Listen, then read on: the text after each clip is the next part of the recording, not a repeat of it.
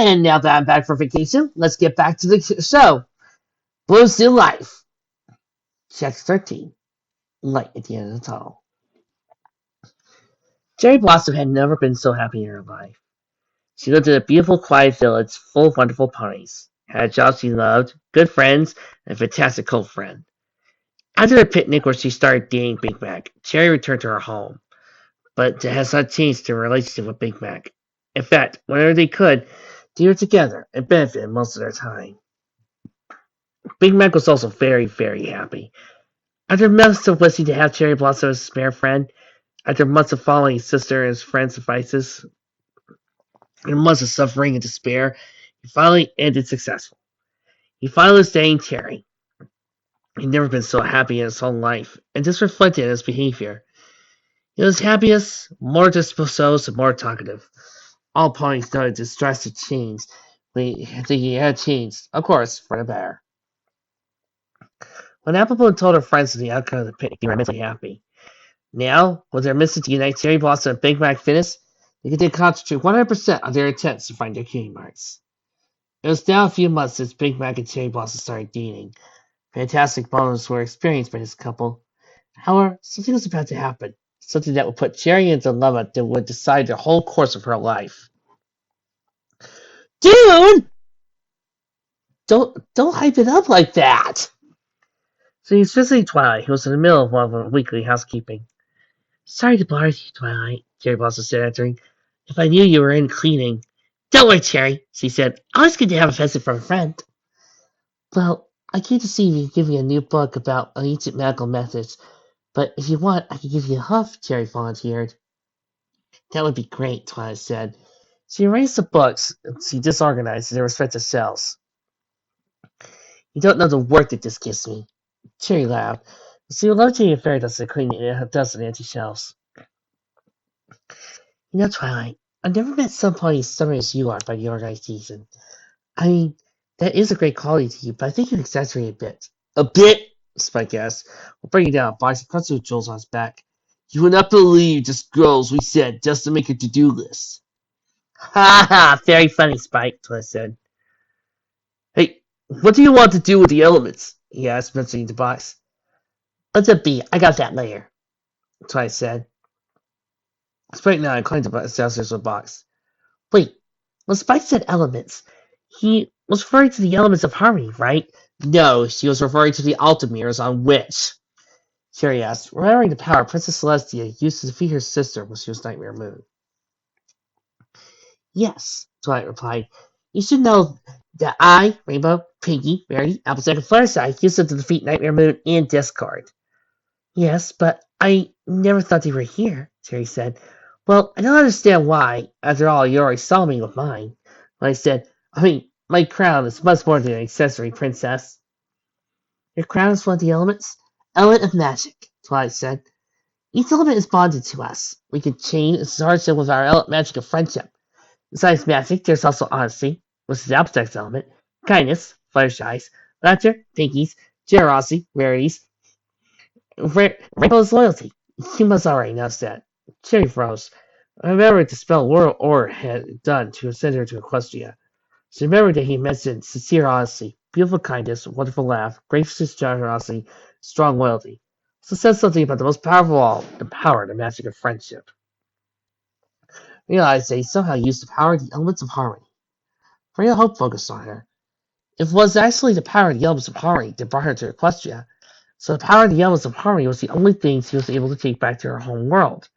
And only 6 ponies could help her, Twilight and her friends. She only them could help her. She remembered all the moments Big Applejack had been honest with her, saying what she thought without ever hesitating when Big Mac got hurt for saving Apple Bloom. The tiny Pinkie Pie always made her laugh, no matter how sad Cherry was. How Fluttershy was always sweet to the others, including to the animals, was in turn treated her like a real friend. Her Rarity used jewelry only found to emphasize the beauty of the dresses she sell, and share its beauty with others, and not to say the jewels were enriched with them. Also, there was Rainbow, who had been loyal to her, not to tell any pony her secret, and supported her all. And Twilight was always by Cherry Blossom's side, and hinted her friendship from the moment they met. But for that, she had to tell Twilight and the others. It was something she was not ready for yet. Sorry, Twilight, I have to go, Cherry Blossom said, letting the duster advance to the exit. Now? Dwight asked, frowning. What about the book you wanted? I come later to get it, Cherry said, leaving the library. Okay, Dwight said, disconcerted. Cherry Blossom walked through the fields, covered in snow, looking for the sky. When she found who she wanted to find, Rainbow? She called. The sign Pegasus was lying on top of a cloud. Listening to her, she turned to her attention down saw Cherry Blossom. Hey, Cherry, what's up? I need to talk to you, she said. Can it be? Yeah, but of course, Rainbow replied, going down. What's up, my friend? You are with a face. Cherry Blossom didn't tell what she realized her doubts. Wait, you sure about what you just told me right now? Rainbow asked. The Elves of Harmony can make you return to your dimension. At least that was the magic the Lord of Wars used to send me here, said Cherry Blossom. So we had to go to Twilight and tell her this, Rainbow said. No, Rainbow, I'm not prepared yet, Cherry said. Cherry, you're already here for months. You've plenty of time to find the courage to tell them that you come from another dimension. If you want to come back, you have to tell them. Because only then can we help you. And you think this is all about that? Cherry Blossom asked. I know perfectly well that one day I would have to tell the truth, but Rainbow became worried, seeing her friend so sad. What's up? The truth is, I'm afraid of the reaction if I tell them my intent is returning. Mainly Applejack's reaction. See, Rainbow, if I go away, I have to leave Big Mac. See. Also, I don't know if I want. I feel myself very connected to Equestria. I live in a great place. I have good friends. And a handsome cold friend. And your friends, Philly and Sky? Rainbow asked. Thanks to Big Mac, the love I feel for Sky is virtually non-existent. So I take what I feel for Big Mac. But I have so many longing for my parents, my sister, my friends. Bloom, considering the year that this pick was made from, need to remind you, your sister's dead! Only reason to be considering going back. Oh my God, it's a mess. Hey, calm down, Cherry, Rainbow said, placing a hand on her shoulder. Always by your side. But just saying it's better to keep your secret forever. You can't do it. Don't leave me tormented. But I know you'll make the right decision for you and for all. Cherry smiled. P.S. Yes, I know. In one of the seasons, Blue's sister gets revived. I thought that was a stupid plot point! Thanks, Rainbow, she thanked. You're a good friend. I understand the reason you have the element of loyalty. Rainbow blushed a little and said, Oh, stop. It's making me embarrassed. You know what? I think I'll risk and tell the truth. It's my girl, Rainbow said, roughly mean. So we're waiting for it. Let's go. Cherry laughed and waved. Then the two set off for the library. Looking up acres, Albus Smith was saying Granny Smith knitting the wool around her forelegs, while Grandmother was knitting, rocking in a rocking chair. As it was winter, the fields were all full of snow, and all the trees were bare. Not much was to do, at least until winter wrap-up. Then Big Mac came with his saddlebags, a huge smile on his face.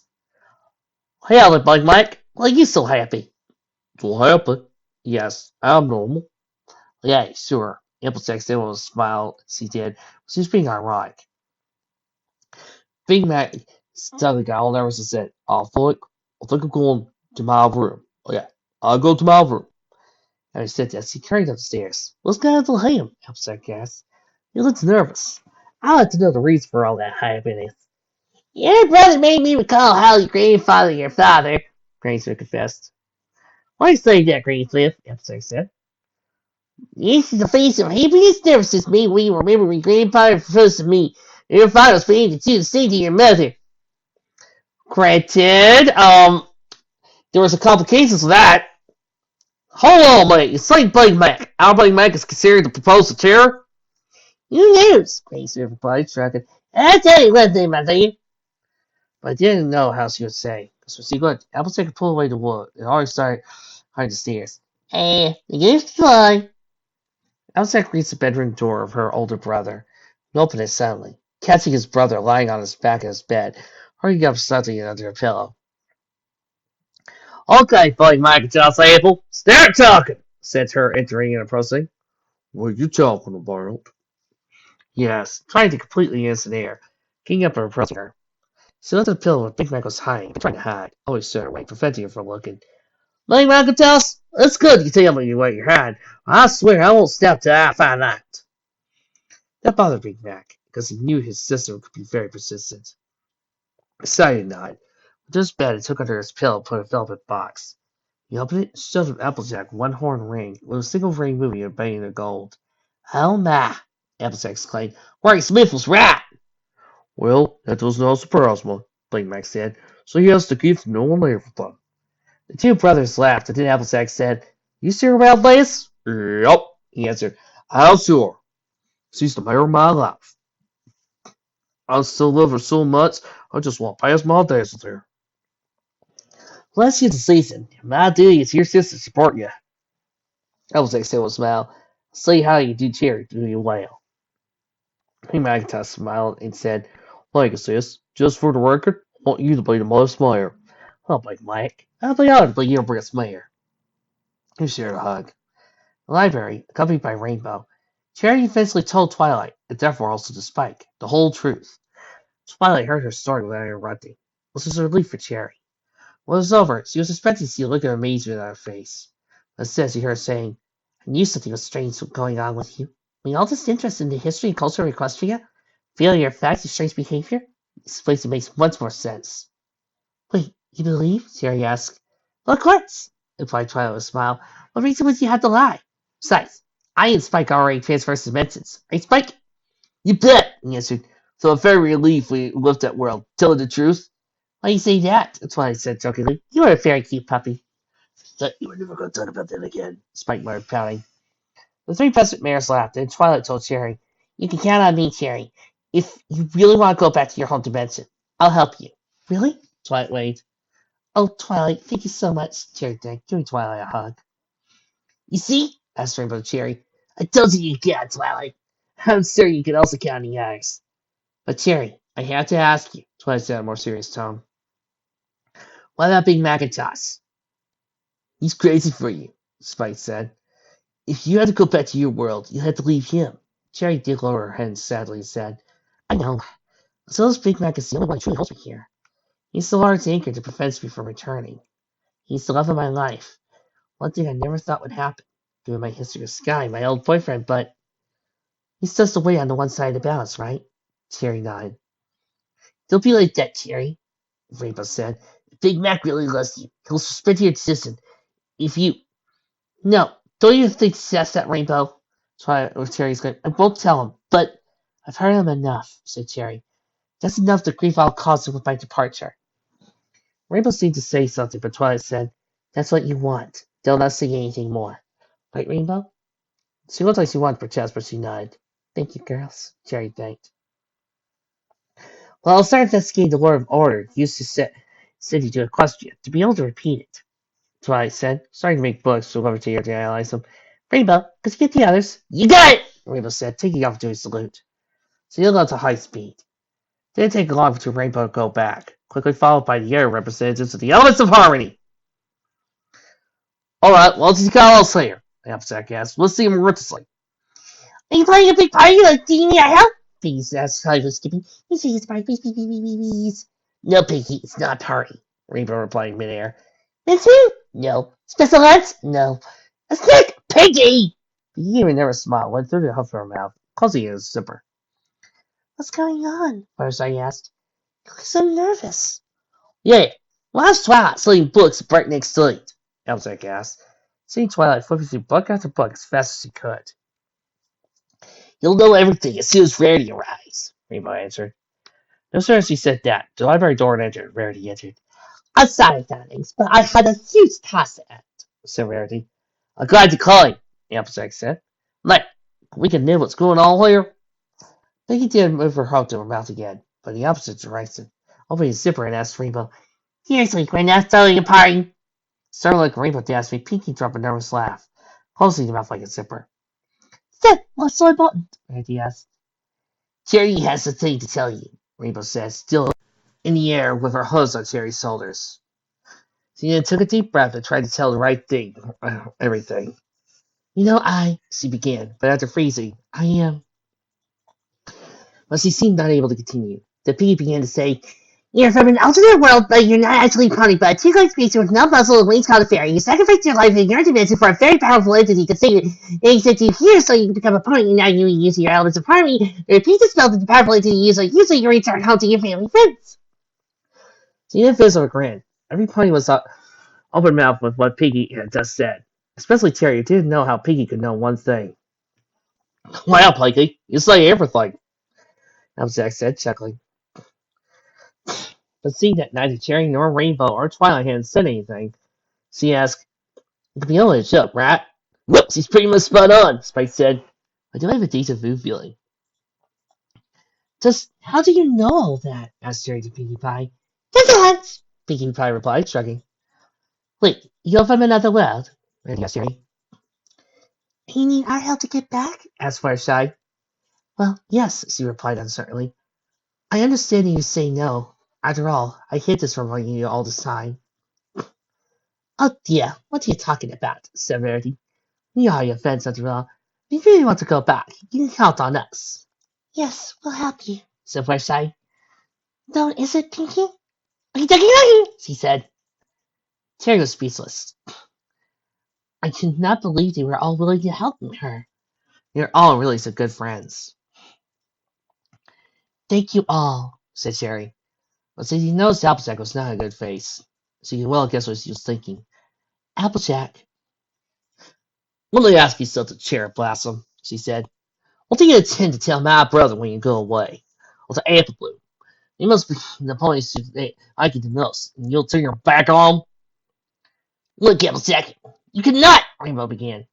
"Never mind, Rainbow," Cherry said. "Applejack has the right to ask those questions." You can sure I have," Applejack said. "My brother loves you, Cherry." "You don't think I love him, AJ?" Harry asked. "Still have lots of doubts. It's all because I love Big Mac."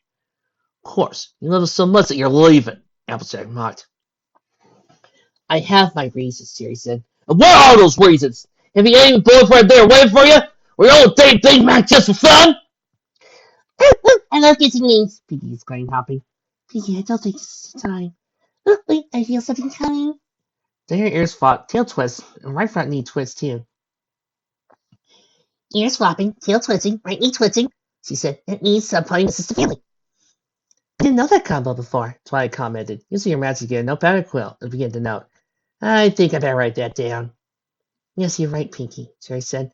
"I miss my parents, my sister, and my friends. I'd do anything to see them once again. What would you do for your family, Applejack? Tell me." The angry face of Applejack eased up, she said quietly. "I'll do anything for them," says laughing, "even if it meant sacrificing my happiness." There was a pause in which Applejack understood Cherry's dilemma. Feeling guilt hit her. "I'm sorry, Cherry. I should have realized that." "Doesn't matter, Applejack," Cherry said, smiling. "I understand you. You want to protect your brother at all costs. I feel the same thing about my sister, Daphne." "Well, yeah, remind you, is dead at the time of this fic. The two then shared a hug. "Well, girls, if this is disgusting, I have great news to tell you," Twice said, with a book levitating at her side. "I think I found the right spell." "Really?" Aramis asked. "That's my Twilight," Spike said. "Always have the answers to all the questions." "Well, not to all, Spike," she replied. "But ahead, I found a spell that and I believe we, have to defy by the six, suit catches. You have to use the spell in a mirror dimension or it will not work." "In a mirror?" Rainbow repeated, scratching his head. Terry remembered something. "The Lord of our throne room was full of mirrors. You sent me here for one of them," she said. "Well, where do we find a mirror like that?" he asked. Twilight did not need much thinking to figure out the answer. "And the one which is in the Crystal Empire?" she asked. "The mirror you used to recover your crown from Sunset Shimmer?" Fluttershy asked. "But it opens only every 30 moons?" "I think with this spell we can open it again to Cherry's dimension," Twilight said. "So what are we waiting for?" Pinkie asked. "Let's go, behind!" "Wait a second," Applejack said. "Twilight, you said there were two cases. What's the other?" "The spell can only be used once every century, for a moment," she replied. "You know what this means, don't you? I have just this opportunity. If I passe, I cannot come back. because neither you nor the Lord of Order can reopen the portal to the next century. Jerry, are you want to do this? Fluttershy said. Yeah, there's no turning back. Truth is, I don't know really, she answered. I want to go back and see my family, but I'm not so sure I should. Well, you have until the opening of the portal, Twilight said. Let's get things ready and we head to the Crystal Empire and train which leaves at sunset. Near aside. Yes, sir, man, sir! He screamed, saluting Twilight. He had to head to the exit. Elsa turned to Terry and said, My brother's waiting for you in that Blake Hill in the East Field. What? Why? Ace will play him, said Applejack. But Terry, spare your telling and leave me as soon as you arrive. This is what you really want. Terry nodded. Boy gentle, Applejack said. My brother could be big and strong, but he's a soft heart. Don't worry, reassured Terry. I promise. I'll be careful. Applejack nodded in accident. Terry sighed, trying to find the right words to Big Mac. Cost her a lot, but she had no choice. She couldn't come back without saying goodbye to Big Mac. She took a deep breath, then left the library. Oh, I'm gonna look forward to the next one.